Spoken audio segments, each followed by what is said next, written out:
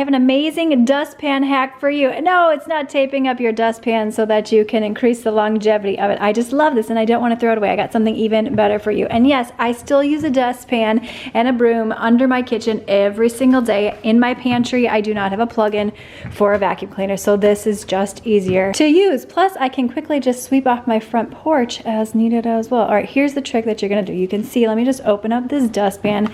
Yes, this is nice and dirty. She get lots of use, but look at how nasty this is. So these tricks that I'm gonna show you right here, 2 for 1 special, 2 for 1 special.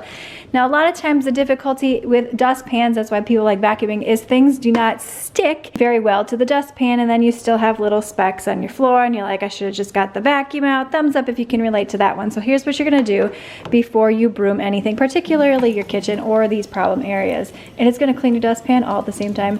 Just get it damp. We got some hair stuck on there. Get it nice and damp, turn your water off. You can do this really quick and easy. There we go. Now when you go to broom things, everything's gonna stick to the moisture on here. So for example, look at that crumb. That did not get picked up with my broom. I'm doing this one-handed, so bear with me. Sweep it on in there, and then it will stick to the dustpan. And then again, you can just rinse off your dustpan and let it dry at the end of the use. So not only have you got all the crap off your floor, you've also cleaned your dustpan all in one. And then what you can do at the end of the day is just take your kitchen towel, wipe down your dustpan, or you could use some paper towel. I tend to use the kitchen towel, wipe the sink, wipe out the dustpan, and then I have an amazing whitening routine. I'm gonna link on screen now for you and in that description box below, because I am the magician when it comes to all things whitening. Thumbs up, subscribe, and I'll see you, my friend, in the next one.